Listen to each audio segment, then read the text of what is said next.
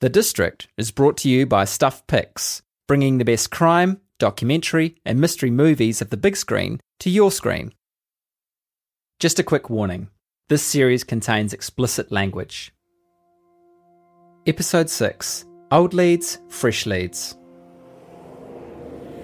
All right, Des Thomas, what have we got in the boot? Can you show us? This is producer Paula Penfold talking to Des Thomas. And here is a rifle that a farmer, Tony Clark from Pukekawa, found in his dam, and it's a property that's not far from the Crew property. Right. And the police have looked at this rifle as to whether it might have been implicated in the Crew murders. We're at the Auckland agent for firearms maker Remington. We've come here because of Des's determination, really. He wants to exhaust every option to see if this gun has any connection to the 1970 unsolved murders of the Crews. The police examined this gun and returned it, seemingly uninterested.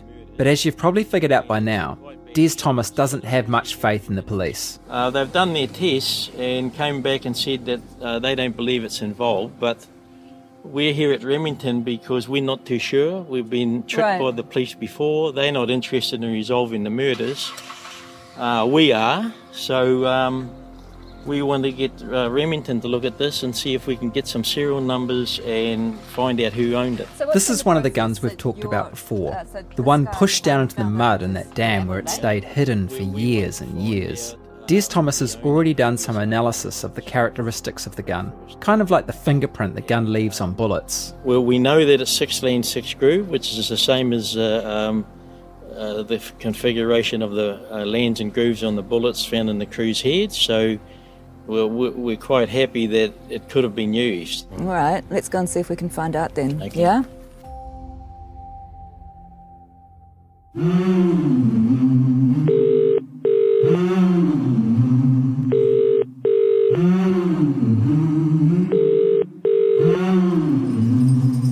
Hello.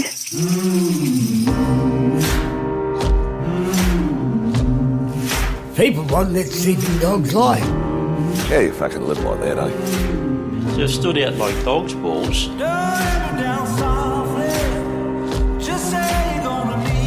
Alright, how you going? Howdy. Everything's been covered up.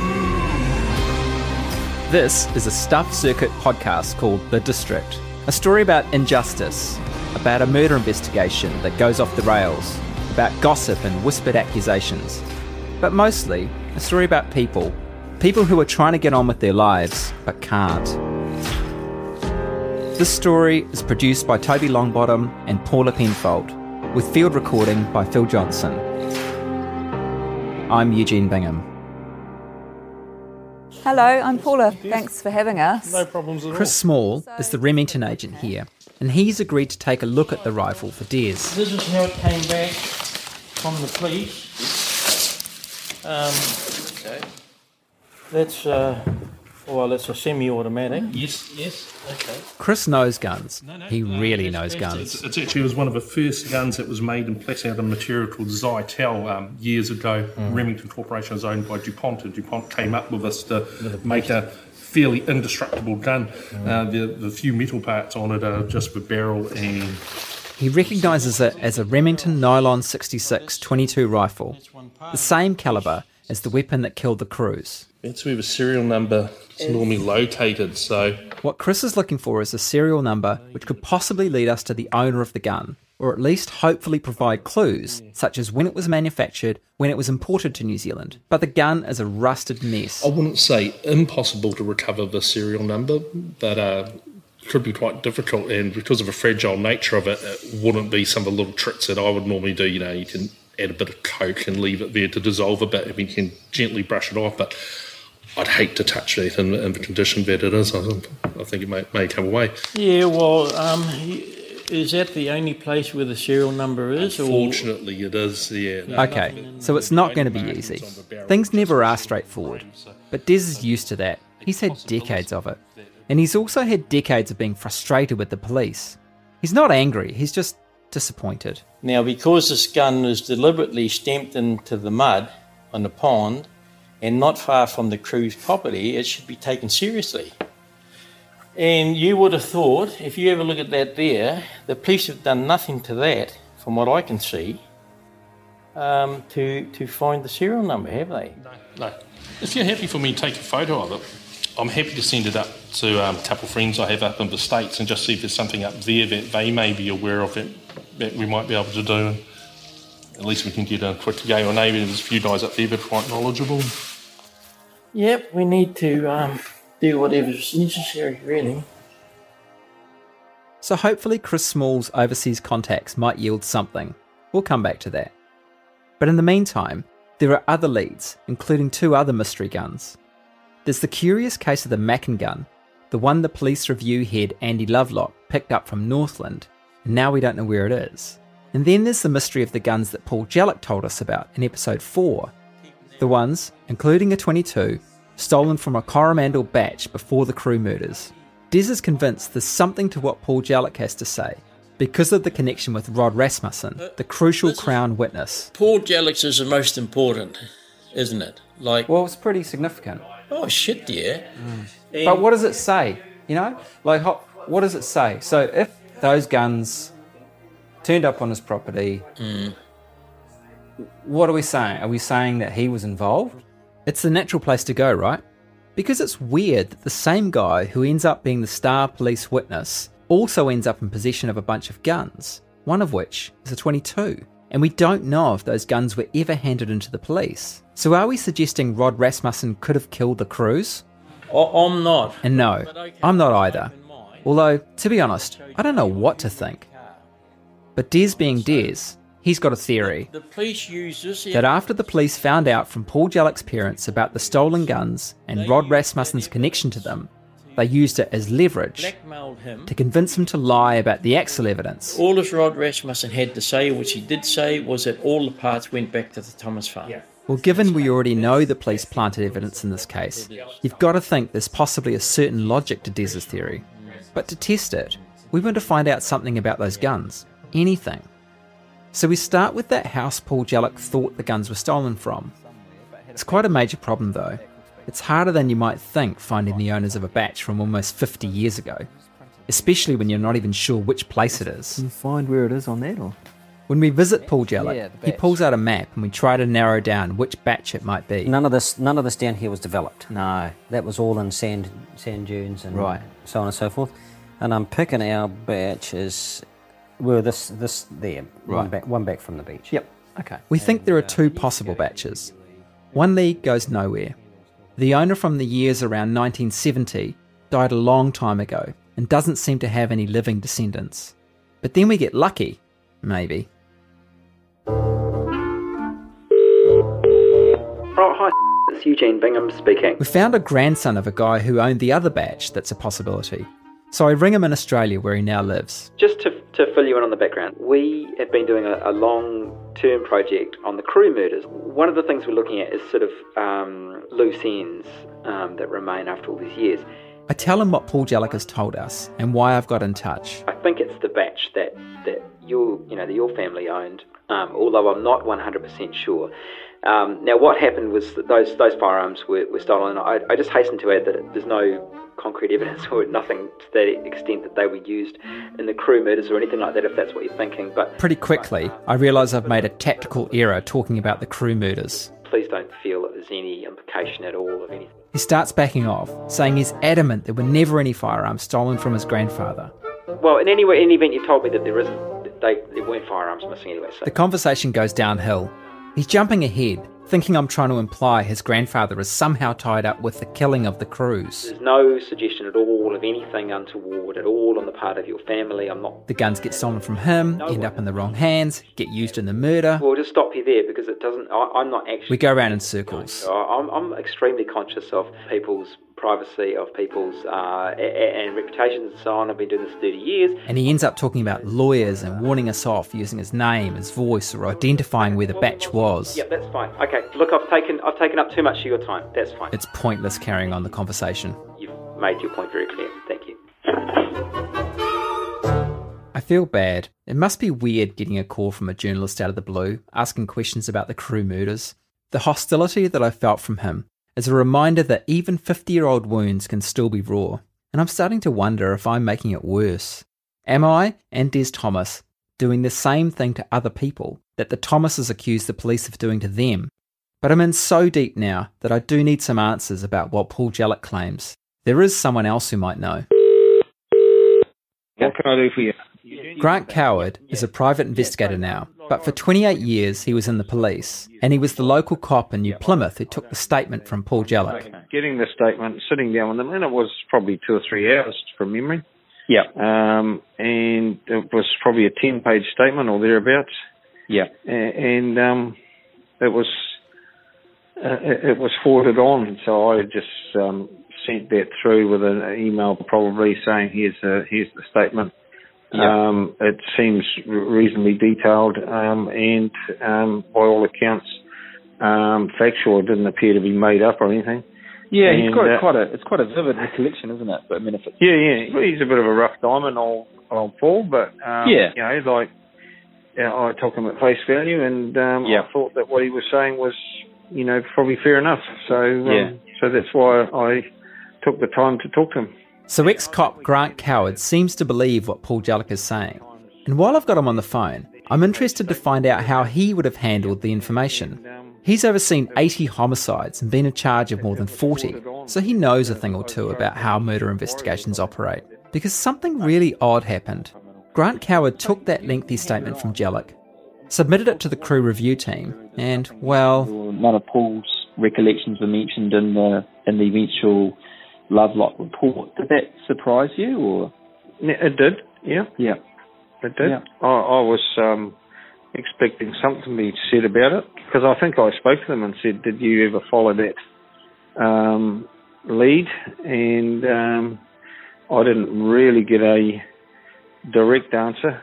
Do you have any theory why that might be, or...? Well, I mean, going on my experience with investigations, they probably looked at it and thought, oh yeah, that's okay, but that's not what we know. We know something completely different. We'll just carry on going down the path that we know. I don't know.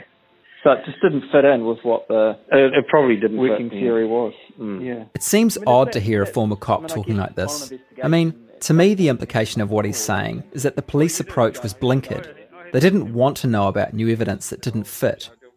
Grant Coward is certainly not exasperated or frustrated like the Thomas family, but it does leave you feeling, no wonder Des gets so wound up. I spoke to Grant Coward the other day too. Did you? Yeah. He was much more open than I thought he was going to be. Oh, yeah. And said that he was surprised that none of his dealings with Paul were in the report, and you'd think that they should be, and how he found Paul credible. But he doesn't understand why what Paul had told him in the statement wasn't followed up, and he said he never got a satisfactory answer. There was a lot of things like that where you'd think, what the From Stuff, a new 12-part documentary podcast. He was into sex every day. The Commune. Sex, drugs, and a guru called Bert. There are crimes, but this isn't a whodunit, it's a whydunit. Good God, adults agreed to this? The Commune. Find it now on your favourite podcast platform or at stuff.co.nz/The Commune. You've already been welcomed to Centre Point. So the next person we need to try to talk to is obviously the man himself, Rod Rasmussen. We've heard a bit about him, stuff that frankly doesn't sound good.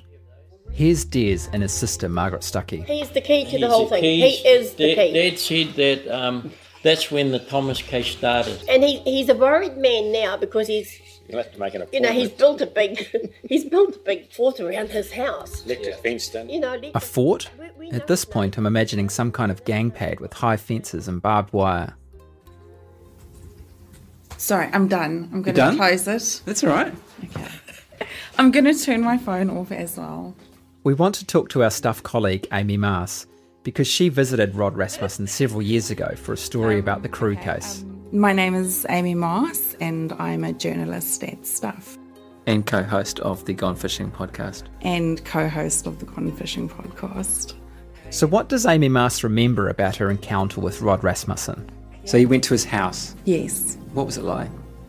So it's just down the southern motorway. You can see the house from the motorway. I always have a look at it when I go past. It's got big gates. It's got like a flag.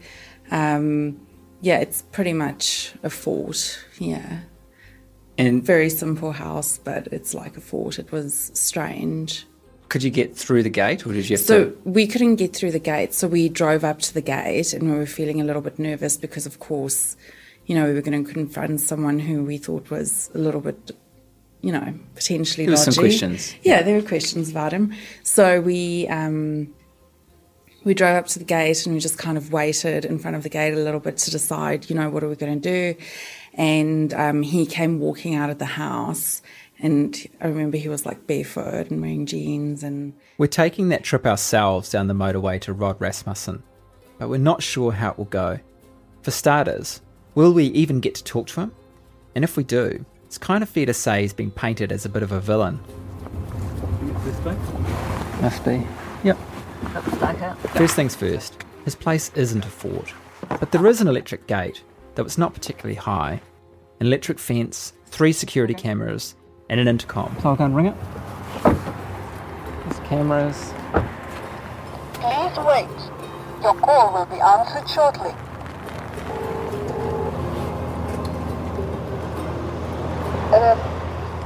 Hello, is that Mr. Rasmussen? Hello. The gate is open. Please come in. Okay. And so we do. And he appears. Where? Oh, there, over there. There he is, there. He's got bare feet. Right, just park near us. Yeah. It's raining heavily and feels wintry. Rod Rasmussen greets us in the driveway in shorts and a shirt and, kind of endearingly, a trilby hat like we've interrupted him on his way for a stroll down by the river. Is it Mr. Rasmussen? Yes. Hi.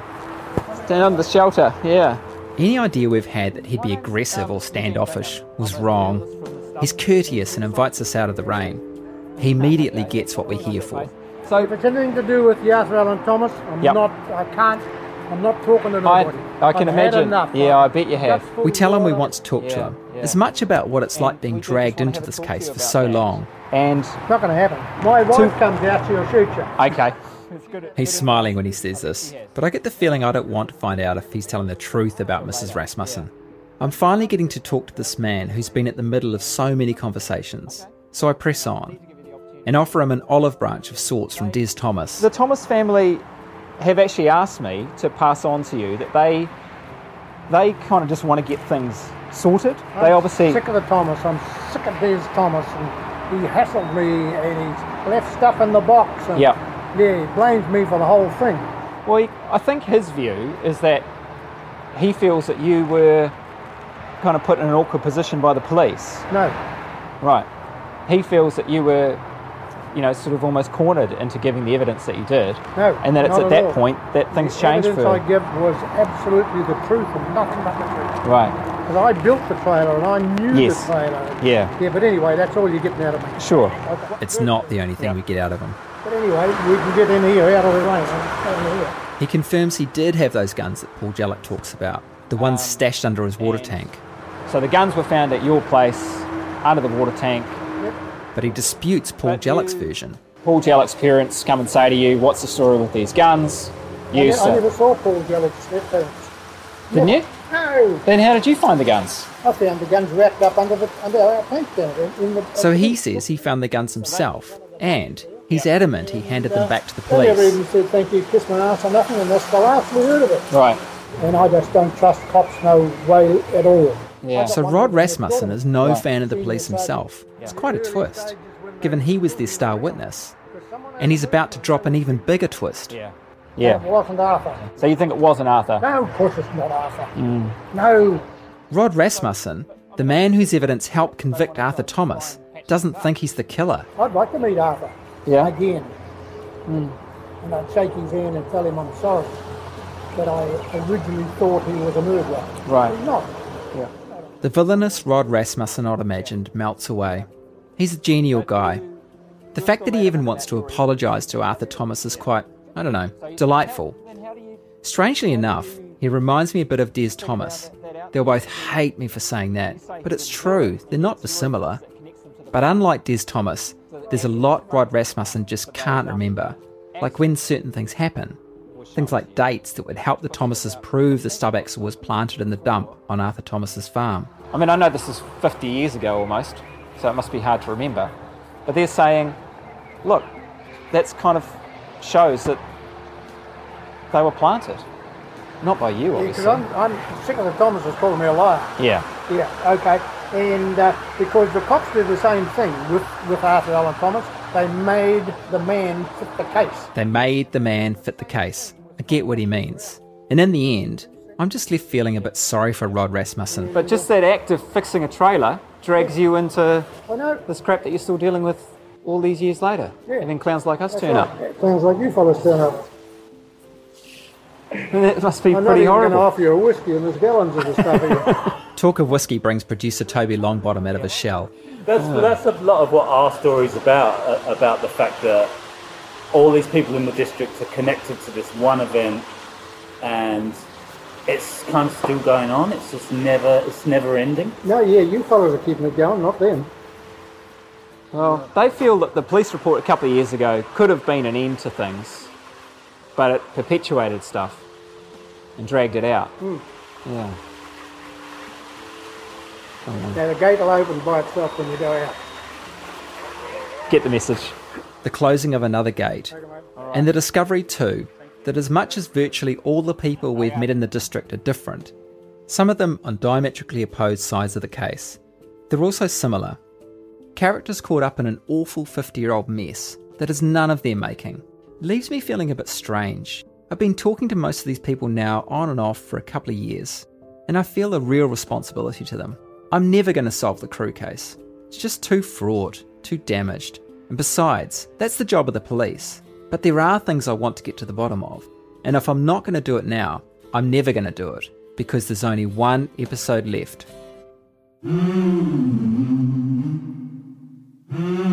The District is a Stuff Circuit podcast series. Written and produced by Toby Longbottom, Paula Penfold, and me. Toby also edits the series.